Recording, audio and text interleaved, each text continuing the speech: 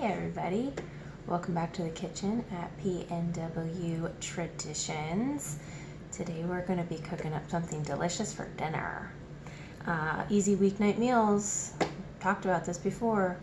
It is totally 100% what I'm about. So I am going to be going off of this recipe today. Authentic Cornish pastries, otherwise known as pasties, I believe they're called. So it's just, look at this picture. Yum! It's like beef stew inside of a pastry pocket. And this is from, what website is this from? Kimberly Keelbrew, I think, posted this. So, anyways, we're going off this recipe, but we are going to riff on this recipe. Traditional ones have rutabaga in them. I don't have rutabaga. And also different fats and things like that. So we have to start this off by making the short crust. So food processor, very, very important. And in the food processor, we're gonna put 3.5 cups. Let's see if I can get my, there we go. 3.5 cups of flour. Regular white all-purpose flour. 2, 3 and a half. Okay. Okay, to that we are going to add 1 teaspoon of salt. I got pink Himalayan salt here. Doesn't really matter what kind.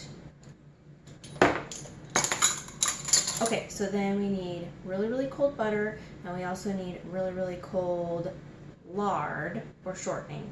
I would love to use lard in this recipe, but I don't have any. Unfortunately, I haven't reached the point in my homestead farming situation where I raise my own pigs. So we're just gonna use shortening, which I have in the freezer, so I'm gonna grab that really quick.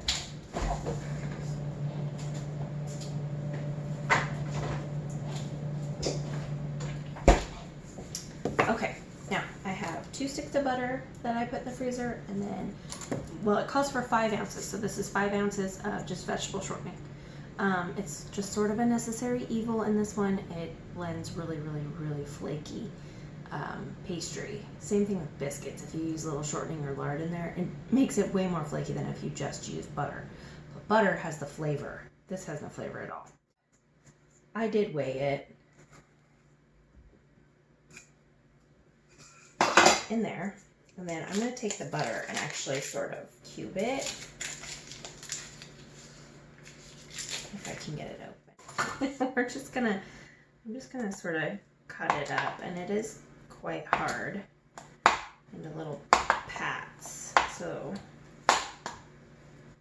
it'll all cube up.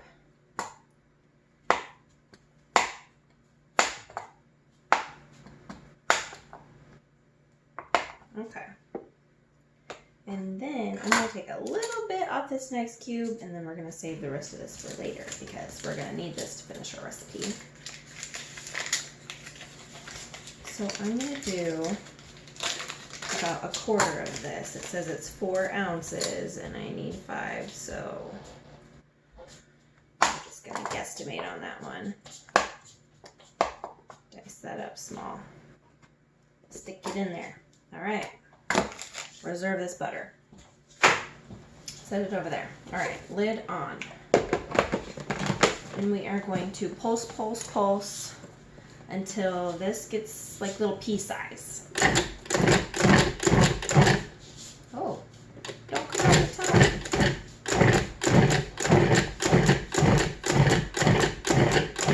You can also do this with a pastry cutter, but it's going to take you way longer. Food processor is a dream when it comes to making this stuff.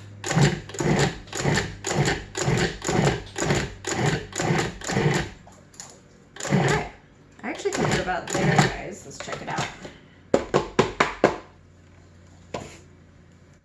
Oh, there's some bigger pieces, so Looks like I've got a piece about that big. That's like a slightly large pea. Maybe we'll go a few more rounds, but it mostly is broken up. You can see if you go like this, it'll kind of stay together.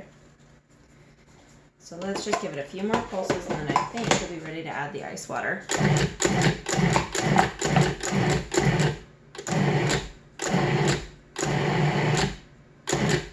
Okay, that's it. All right, so now in here I have 2/3 cup of very, very cold water. I even stuck an ice cube and let it melt in there. So as I pulse, I'm gonna take this little tubey out of the top so that I can pour this in, and I'm just gonna drizzle it in as I pulse. Now it's super important not to over process this because you don't want your dough to like get gummy. You want it to stay really flaky. So just process it until it like comes together.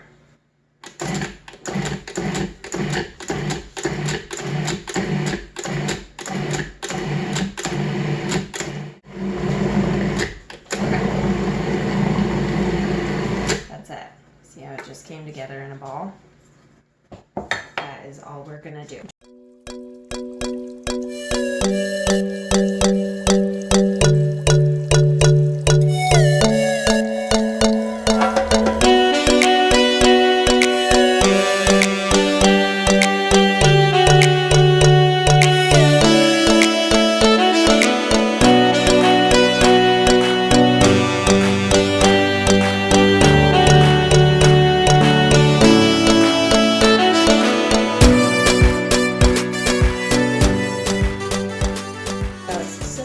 Crumbly, right?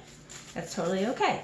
As it sits in the fridge, it is going to reabsorb all of that liquid, or not reabsorb it, but it will absorb all of the water and liquid, and it's going to come together really, really nice. But the important part of this is you still see flecks of butter in it. I don't know if you guys can see it, but there are still little chunks of butter in there, and that's what we want. So I'm gonna stick this in the fridge for a couple hours, let it get really nice and chilled down, and we will come back and make the filling. All right, so we are over at the stove, and I'm gonna get this skillet going to brown our meat. So usually you don't cook the meat first in these. You use like cubed up sirloin or whatever type of beef chunks that you want to use. Some people do use ground meat, but usually they don't cook them first. And in this instance, I'm going to, because I have ground beef. I have a pound of ground beef that's sitting in my fridge that I need to use up.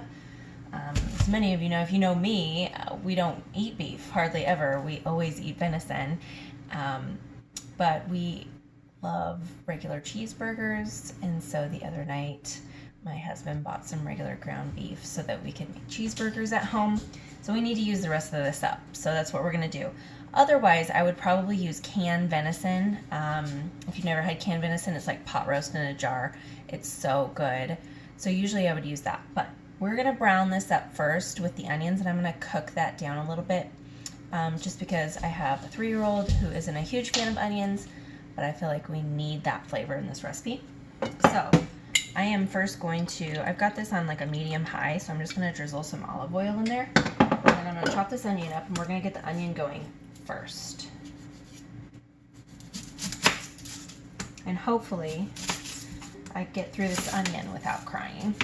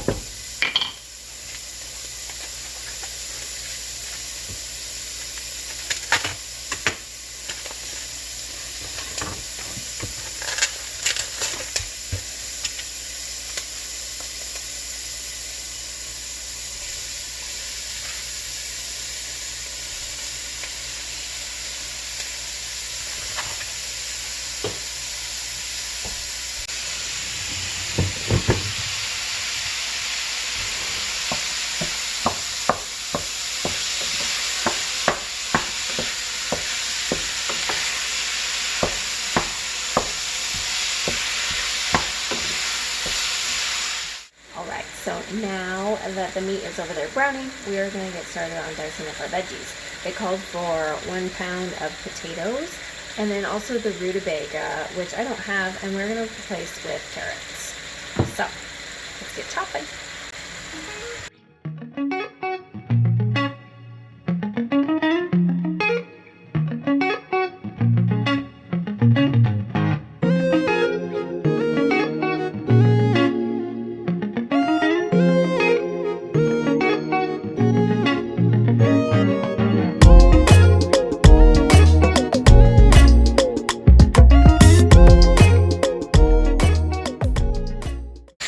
Meat's looking nice and brown. I'm going to take it off of here and let it cool down completely, and we'll go back and chop up some potatoes.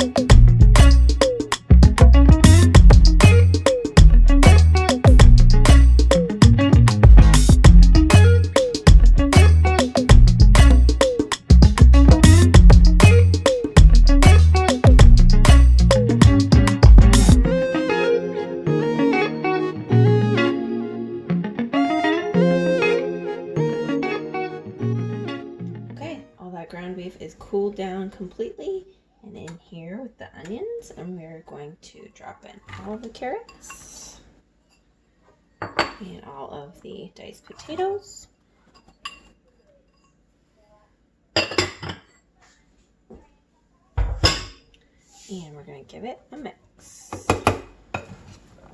And also, I added some salt and pepper to the meat and the onions just a little bit, so I'm going to add just a little bit more of each. A little bit of pepper, a little bit of salt. I don't want to get too overboard. We'll do that just to season the carrots and the potatoes. Just to make sure all of that is mixed in well. Another thing to note, make sure you cut these into about 1/4-inch cubes. You are putting the potatoes and carrots in raw, so they do need to be small enough to where they can cook in this about, I think it's about 50 minutes baking time. So we've got that all mixed together, so let's come over here and we will start rolling stuff out. Also, I drained all the fat out of that ground meat, so let's come over here, and I pulled this dough out just now out of the fridge, and I actually rolled it so it looks different the last time you saw it. I thought, what a genius thing to do. I could roll it into a log, and this will make it easier for me to cut these out into rounds. So that's what I did. So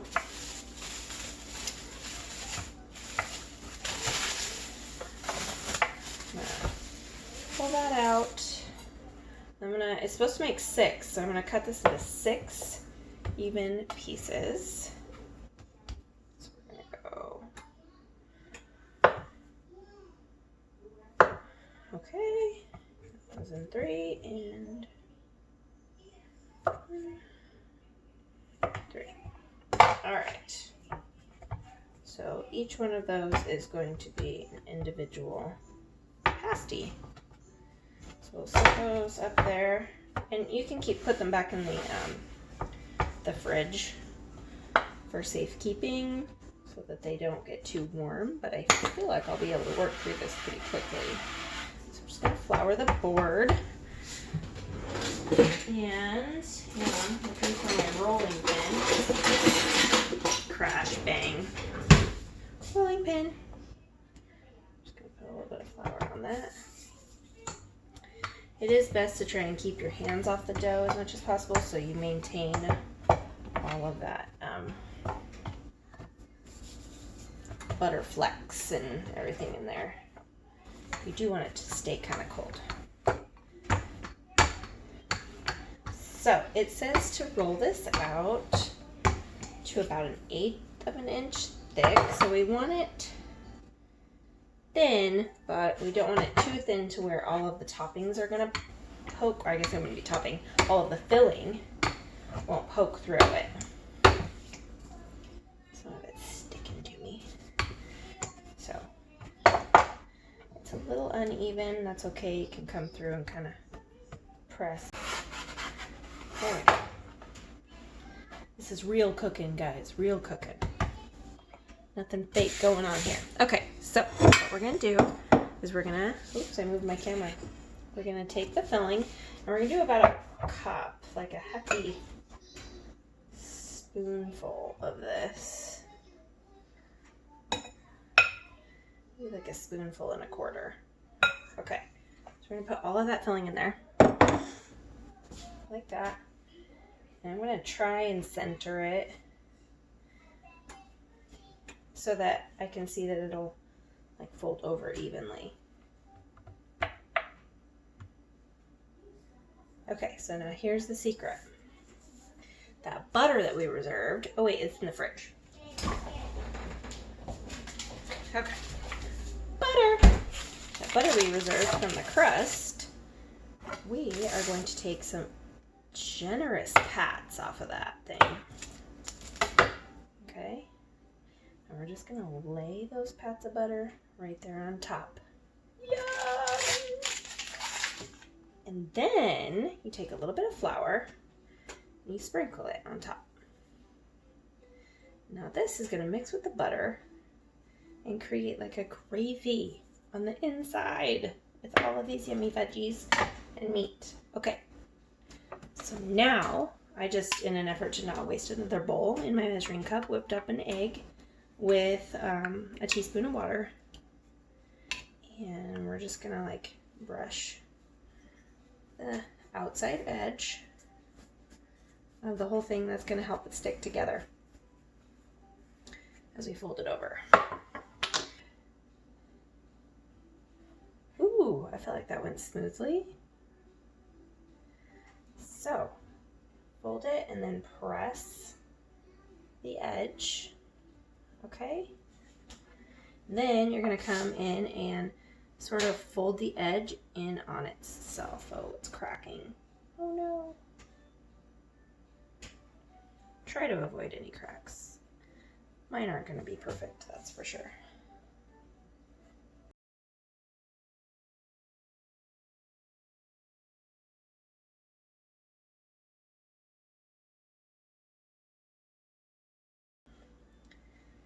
So we can do that cute little finger trick where you kind of ruffle the edge a little bit.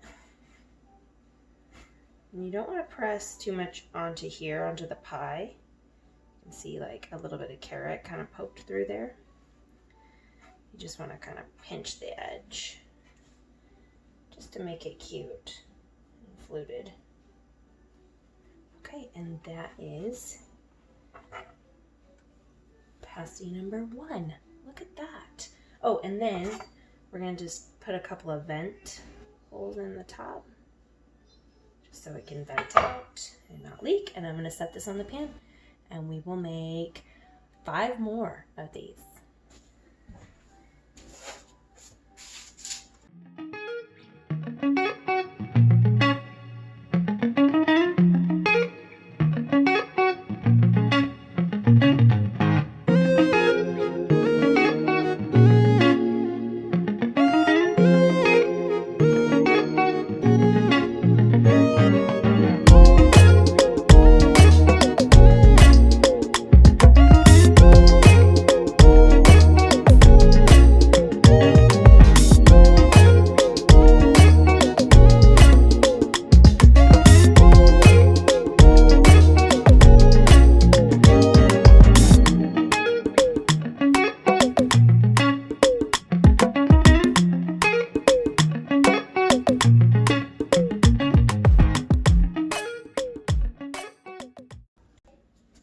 Okay, public service announcement.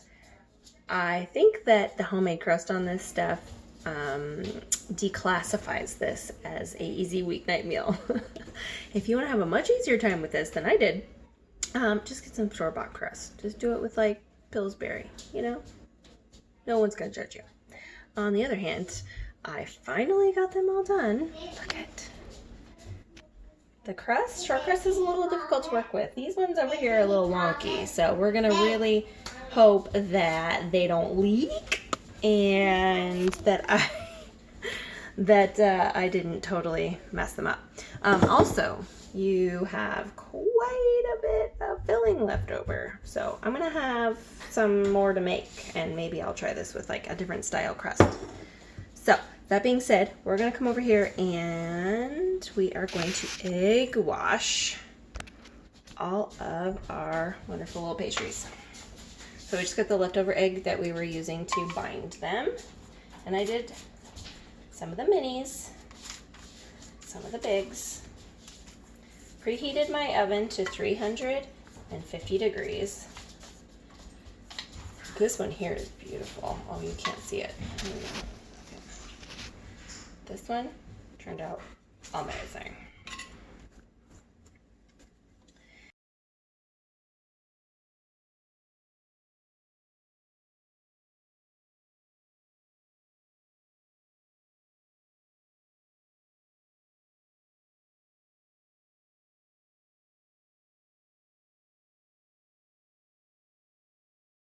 Shine. We are going to stick them into the oven for 40 to 50 minutes. Timer just went off, guys. Let's pull them out of the oven.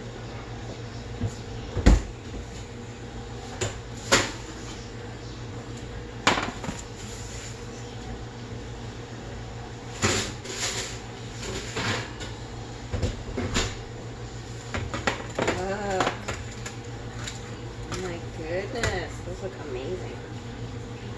And nothing leaked out. Yes. All right. I'm gonna let this cool down for just a second. We're cut one of these open and make sure that two things. Everything is cooked and they taste really good. Okay, I've chosen this beauty. They are still really, really hot. We're gonna cut it in half. And that short crust pastry, wow, altogether horrible to deal with. Baked up, beautiful. Look at the bottom. Nice and crispy. All right, let's make sure everything in here tastes really good. And it's fully cooked because there was uncooked potato and carrot. Ooh. Holy cow. Woo, I dropped half my bite.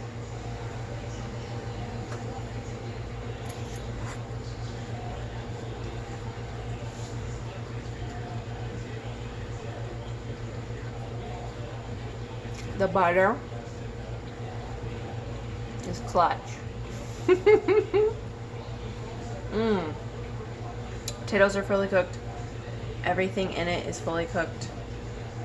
It is delicious. Very good. My girls will more than likely want to dip this in some ketchup, or we could even do barbecue sauce if you wanted. Oh, look at that. So yummy, you guys. Definitely gotta try it. And I will say, store-bought crust would make this so much easier. But this crust did bake up really nice and flaky, and it is delicious. So it may not classify as easy weeknight dinner, but it's definitely worth it, you guys. All right. I have hungry people in my living room, so I'm gonna dish this up and we're gonna eat. Thank you guys for tagging along. I hope you enjoyed this, and I hope you try this recipe, and I will catch you on the next one. Bye.